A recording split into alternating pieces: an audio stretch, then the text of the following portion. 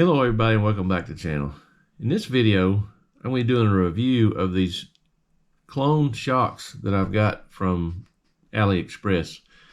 I was making an order with AliExpress and I was buying a few other little things and I saw these pop up and I said, well, they're only $13 a pair. I said, well, let me try them. The worst case is I'm not going to use them and I'll buy the other ones. So I'm going to break them down, show you what it comes with, and what it takes to make them work, because they're not really that great. So I'm going to get my camera put on my POV view and I'm going to tear it down, show you what it comes with, what it's made of, and what it took for me to make them work. So hang tight. Okay, so here we go. So this shock is basically a clone of a Dravtech, which is what I was going to buy anyway, and I figured I might as well give it a shot and see what it's like. So I bought these before I had seen anybody else do it or done a review on it, and I watched some videos on what other people did, and turns out it seems to be the machining is off a little bit and every one of them's a little different. So first, I've already ran these, and so I'm going to have to show you. I don't have any oil in this one. It comes with a lot of mineral oil all over, and you have to clean all that off. So right now I assembled them back together pretty much just with the O-rings and spacer in there, and I'm going to break it down and show you what it comes with and what it took for me to make it work. So let's go ahead and take this end off.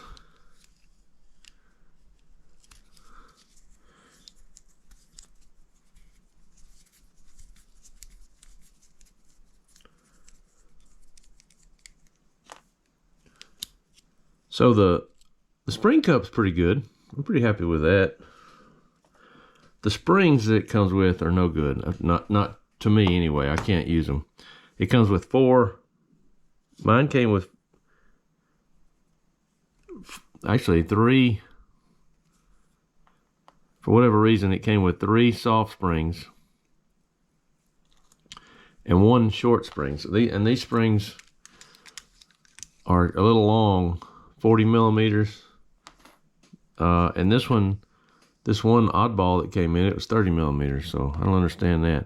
And then it comes with a set of stiffer springs that are 40 millimeters as well. So those to me are garbage. I can't use them. So I've been using the Element Enduro Sendero springs. It comes in a big pack with all of them. I've got on the car, I've got green on the front, which is the softest, and I'll get to that later. Right now, this is a rear shock I'm using. This is I chose the 85 millimeter shocks for the front and the 95 for the rear, and I'll explain all that later.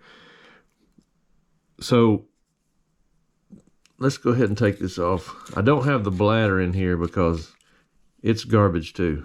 Now this is a direct clone to Dravtech. The Dravtech caps will fit on this. As a matter of fact, I have some on the front. I'll explain that later. So the bladder that comes in this thing is unusable for me anyway.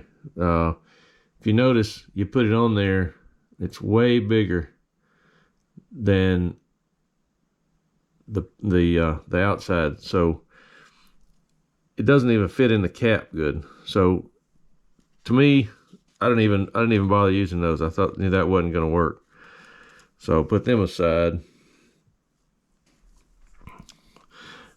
So what I ended up doing, I bought Traxxas shock rebuild kit.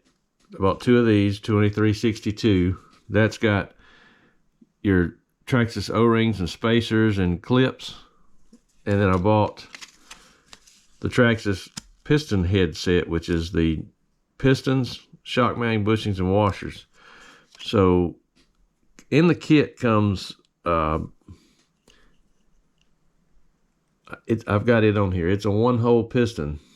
The problem is the bore is 1034. Piston is 968 by 2 millimeter. So here's where the first problem, the biggest problem really is the space.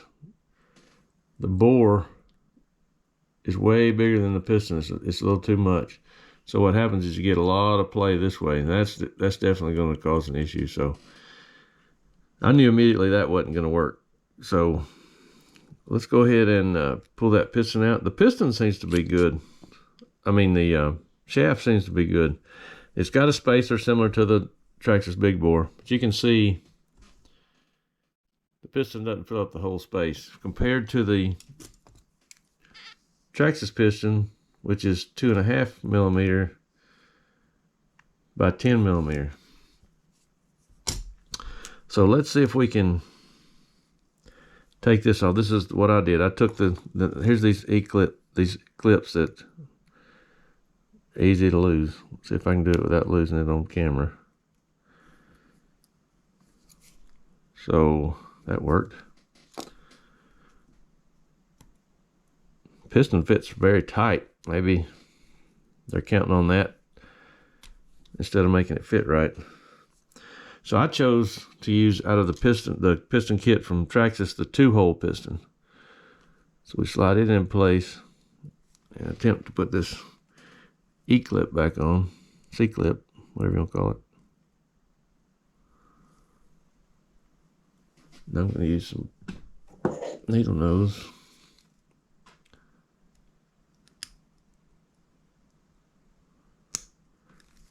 Success. Okay, so that seemed to work out fine. So the next step is going to be in the end seals. So you got to have a good set of ring pliers. I had these old blue points that were really too big. I never really used them for anything, so I ground down the tips to where they would fit, and I had to do a lot of grinding here to get them to close enough for these tiny things. So let's see if I can take this out.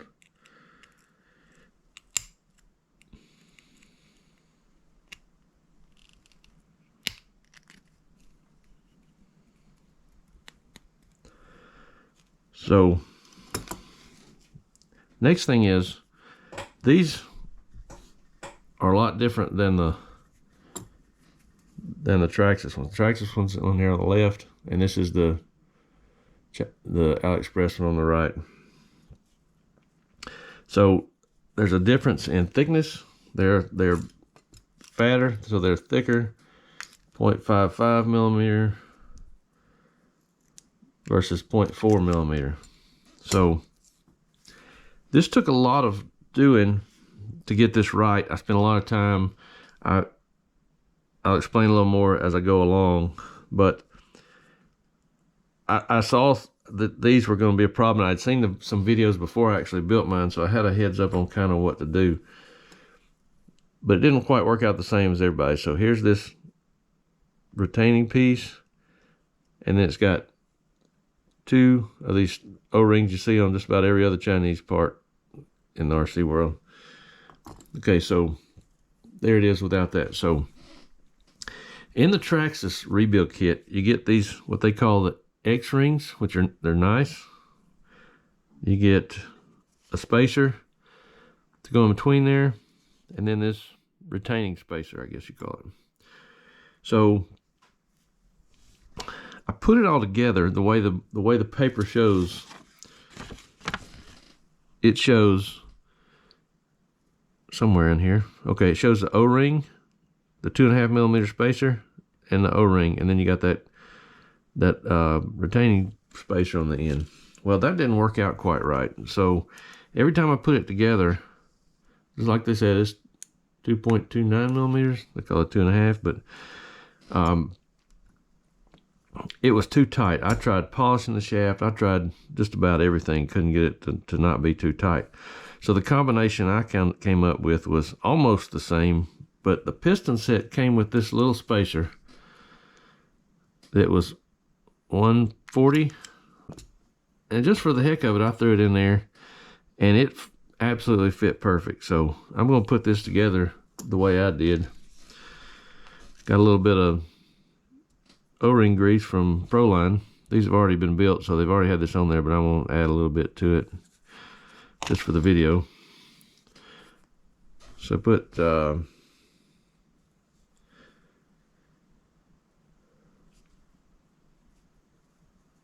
O-ring, that smaller spacer in there.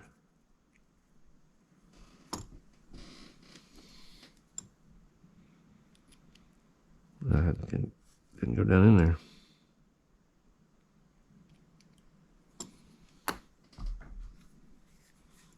Take some kind of tool and push it in.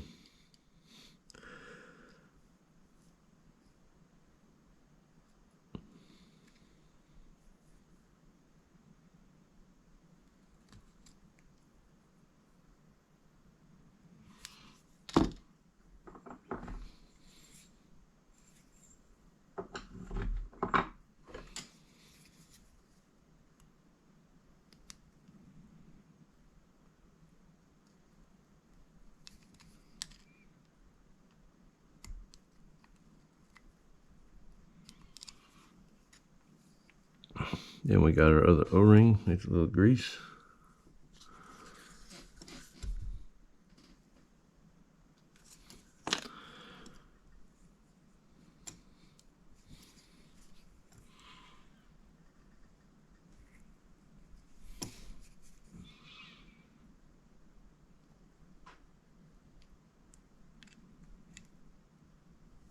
I don't think I got that seated right.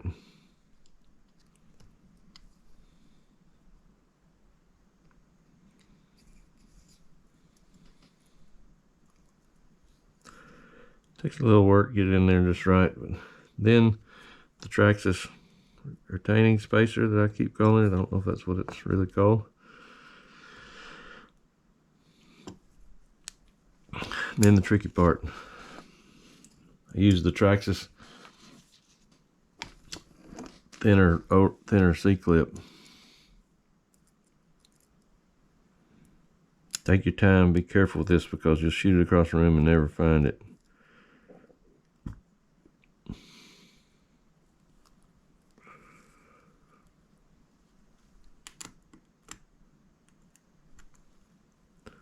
So you pop it right there in place. And that combination, it needs to be packed kind of tight, but not so tight that it puts the shaft in a bind. Then you get your shaft in there. Then you got smooth operation. There's not near as much play back and forth because the piston fits right now. So that felt really good, so I went ahead with that. So then I gotta clean this bladder off.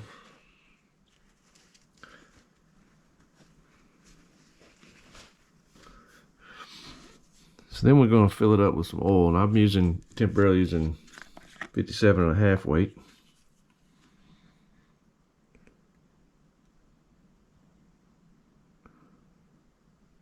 I'll go ahead and fill it up almost to the top because you're going to probably push some air out of it. So then you work the piston a bit. You'll see a big air bubble come out probably. Yep, see there goes the air bubble.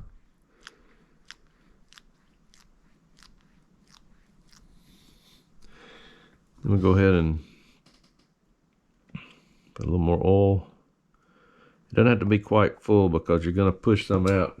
And go ahead and get you a rag ready because you're going to bleed it out. Now you want to ideally you want to let it sit a minute and work all these air bubbles out because you're going to end up getting this thing airtight with no bubbles. But just for the sake of the video, I'm going to go ahead and put it together anyway. So you set your bladder on there. Then find you a screw or something to push it down. So you're going to push it down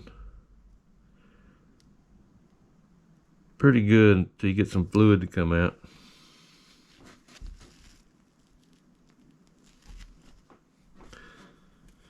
And this is when you you get pushing all the air out, and it's bleeding it a little bit. So what you need to get a vacuum on it. So it's, if you push it up a little bit, about an 1/8 inch, 1/4 inch, push it down again, squeeze a little oil out, and then pull it down. Creates just a tiny vacuum on it. And wipe your excess oil.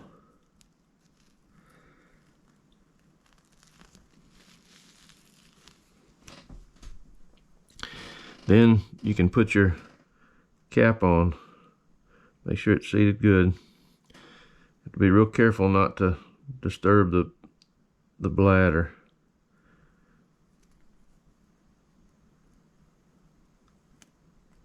Like I just did.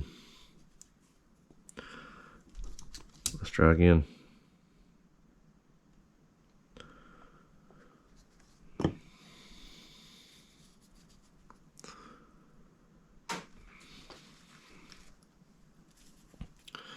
Take your screw, push it down, and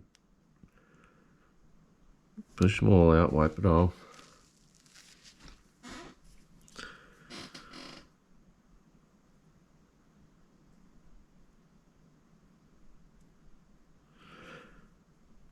And push it up a bit.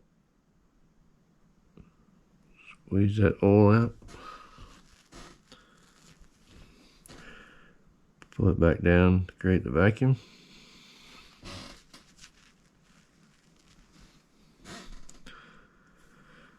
Then we try again.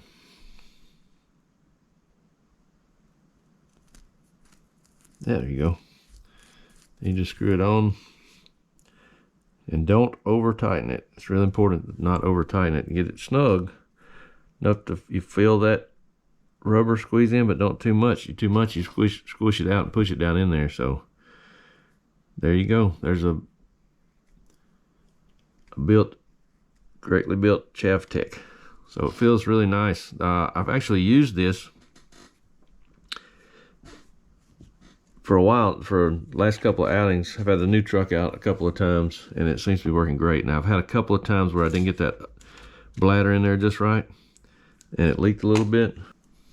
Okay, so then take my element spring, put on there, and then the cup, which I'm calling a cup.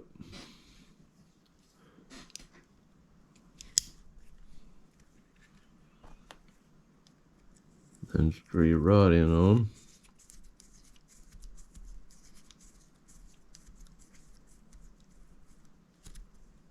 I just get it to where it barely touches the top of the threads. There it is. There's the rear Dravtech shop, as I've heard it called. Seems to be working out pretty good, but overall, I would not recommend buying it. Just go ahead and buy the Dravtechs, which is what I'm going to end up doing, and you'll be much happier. It comes with all the right parts. You don't have to do any crazy stuff, and it seems to work out great. So what I did on my truck, which it's right over here. Let's see if I can move the camera a little bit. So this is my Poise T3, and I've used this 57.5 weight all the way around. It seems to work out good, and I did a lot of testing on the setup board with different shock oils, different springs and everything, and what I ended up with, I'm gonna go ahead and explain what I did on each one. So the truck had a good bit of torque twist, so I tried super soft springs all the way around. Worked okay, but had a lot of torque twist. The rear was a little too much. So what I ended up doing is pretty much full droop in the front. I'll get to that in a minute. And the front is not. It's got a little bit of rake to the truck. So I ended up with no internal springs on these. A little bit stiffer spring on the left side, which is a element gray, and the white on the right, which is just one, I think one size softer. In the front, you can see here I've got the Dravtech offset shock caps. I've got element green springs, and this is, like I say, an 85mm shock. So, and then there's an internal spring, which is just a pin spring. I went through bunches and bunches of pins before I found one that worked. So that worked out great, and the truck has been incredible. So I've been really happy with the setup so far. Now, the only funny thing I've had about these offset caps is you can see it has a little wiggle. Let's see if I can get a little closer. It has a little wiggle left and right. And what I noticed out on the rocks is it will actually rotate on that end. The plastic piece, the screw will actually rotate inside there. And next thing you know, your shock is kicked way out. So what I did was I found these aluminum ends. I haven't tried these out yet. I've just put them on there. I put the aluminum short, and these are also the short ends. I've been using the Traxxas short ends to get the front end low as possible. And I found these aluminum ones on Amazon, which is exact dimensions and everything. Seems to be the exact same thing for a Traxxas, whatever. Big bore, I guess, is what they sell it as. This way I can put the screw in there with Loctite and keep it from rotating. So I've got that done, and still got to go test that, everything. I think it's going to be fine. But that's the combination I got. So anyway, I just wanted to demonstrate these, and if anybody's thinking about buying these, you can certainly do this. These parts, as you can see, these parts are cheap. They're Traxxas, and just about every local hobby shop has them, $2.50 a piece. So spent $10. So overall, I spent $36 on a complete set of shocks, except for with the exception of the shock caps, and then I changed the springs or something I already had. So I think the Dravtechs are close to $40 a pair, something like that. Honestly, it's probably well worth it. You can get that. And if you want to use it, if your setup requires the offset shock caps, you can do those. Those are pretty reasonable, like $10 or $12. But if I had it to do all over again, in which I'm gonna probably replace these, and I may use these for some other build, they seem to be working fine so far. So if you want to go through all this and make it work, now part of what I'm saying is I don't know what exactly to call this end, but the part with the O-rings and everything seems to be machined a little different from one to the other. I know I watched Crawler Canyon, and he put his in just like a Traxxas, and it seemed to work fine. But mine was a little tight. There must be some kind of tolerance difference that honestly doesn't surprise anyone. But they're able. You can make them work. They seem to be fine. But if I had to do it over again, and I'm going to, I just go ahead and buy the Dravtech. This was just kind of experiment, and I figured I could make some content out of it as well. So hope you enjoyed the video. Make sure you like, share, subscribe, and hit that notification bell, and we'll see you next time.